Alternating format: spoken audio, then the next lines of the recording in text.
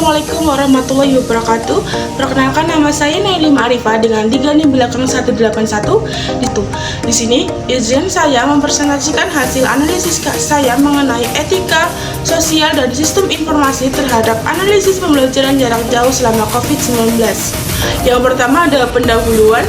Pandemi COVID-19 yang terjadi 5 tahun yang lalu mengakibatkan sekolah mengadakan pembelajaran secara online. Di tengah permasalahan COVID yang makin menelan banyak korban, pembelajaran jauh juga memiliki kendala terhadap beberapa sisi. Banyak dari siswa yang tidak memiliki akses yang memadai ke perangkat digital atau koneksi internet. Banyak dari keluarga siswa yang tinggal di daerah terpencil juga mengalami kesulitan untuk mengakses materi dan mengalami kesulitan untuk mengikuti pembelajaran. Hal tersebut dapat melebar kesenjangan digital khususnya di negara Indonesia. Selanjutnya ada identifikasi dan analisis isu etika dan isu sosial dalam sistem informasi. Yang pertama ada isu etika. Isu etika dapat terjadi karena satu, kecanduan atau ketergantungan menggunakan akses internet dalam mengerjakan tugas, dan jarang ada minat baca untuk siswa membaca materi yang sudah disediakan. Yang kedua ada keamanan dan privasi data siswa yang bisa saja sewaktu-waktu bocor.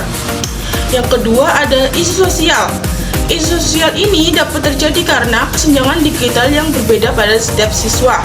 Yang kedua, pembelajaran jarak jauh juga dapat menimbulkan dampak buruk terhadap interaksi sosial yang biasanya dilakukan siswa oleh sekolah, karena pembelajaran jarak jauh ini tidak dapat mempertemukan satu siswa yang lain dengan satu siswa yang lain. Selanjutnya, ada merumuskan strategi penerapan telekomunikasi dan networking. Yang pertama ada strategi telekomunikasi.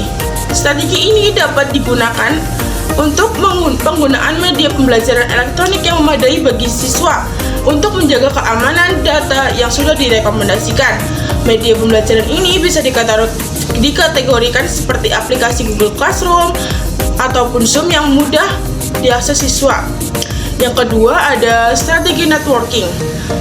Strategi ini dapat dilakukan dengan cara membentuk grup atau saluran komunitas secara online untuk berbagi materi belajar, atau juga dapat menyediakan akses internet bagi siswa yang membutuhkan.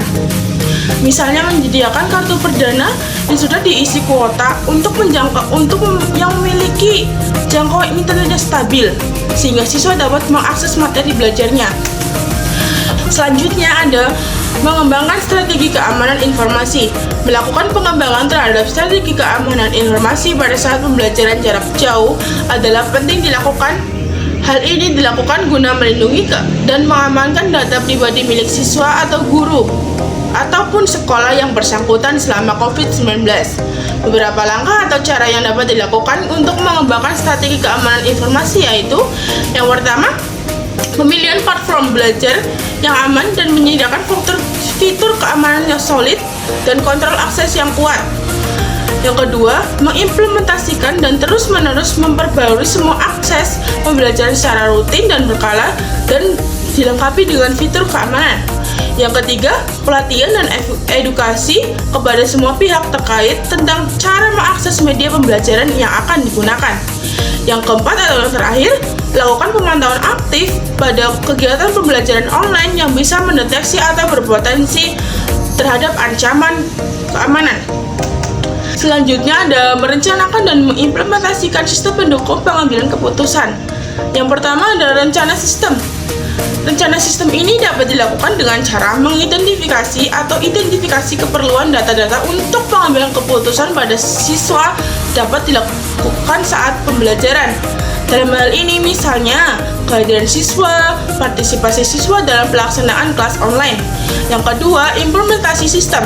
Penggunaan sistem informasi manajemen di bidang pendidikan untuk hasil analisis data dan pengambilan keputusan. Yang selanjutnya ada penerapan sumber daya komputasi dan komunikasi. Yang pertama ada komputasi. Komputasi ini menyediakan media atau platform baik berupa perangkat lunak ataupun keras yang memadai bagi siswa ataupun guru. Yang kedua ada sumber daya komunikasi. Sumber daya komunikasi misalnya menyediakan media atau alat komunikasi yang efektif antar sesama guru, siswa ataupun orang tua siswa sekaligus, sehingga mereka tahu satu sama lain bagaimana perkembangan belajar anak atau siswa di pembelajaran jarak jauh ini. Selanjutnya, pengimplementasian visi dan perencanaan sistem informasi. Yang pertama, pengimplementasi visi. Implementasi visi ini yaitu mewujudkan teknik pembelajaran jarak jauh yang efektif dan ringkas secara berkelanjutan. Yang kedua ada perancangan. Menciptakan dan menggunakan sistem yang user-friendly. Dalam hal ini yaitu menciptakan atau menggunakan media pembelajaran yang efektif dan dapat dijangkau oleh semua siswa dan tidak menyulitkan semua pihak terkait, yang memiliki jangkauan luas serta teknik yang memadai. Selanjutnya ada mengelola kesuksesan dan kegagalan dalam sistem informasi. Di dalam mengelola sistem informasi, tentunya ada beberapa kegagalan dan kesuksesan di dalam mengelolanya. Khususnya dalam kesenjangan digital dan pembelajaran jarak jauh yang dibutuhkan pemahaman mendalam tentang apa-apa saja yang dibutuhkan oleh siswa, keefektifan waktu dan media pembelajaran online, serta kesediaan teknologi yang dapat menjangkau luas serta pengamanan data pribadi siswa. Maka dari itu, perlu melakukan evaluasi yang dilakukan secara terus-menerus untuk memperbaiki segala sistem agar terus sesuai dengan perkembangan kebutuhan sekaligus tantangan yang muncul selama pandemi ini. Yang terakhir ada kesimpulan. Kesimpulan yang dapat kita tarik dalam analisis pembelajaran jarak jauh selama COVID-19 yaitu dalam etika, sosial, dan sistem informasi terdapat banyak masalah yang akan dijumpai. Masalah tentang adanya kesenjangan digital khususnya pada saat pandemi lalu memaksakan percepatan adaptasi dengan pembelajaran jarak jauh. Percepatan adaptasi mulai dari etika, sosial, teknik, dan lainnya harus tetap dan cepat diatasi agar bisa beroperasi seperti semula. Sekian presentasi dari saya, kurang lebihnya saya mohon maaf. Wabillahi taufiq wal hidayah. Wassalamualaikum warahmatullahi wabarakatuh.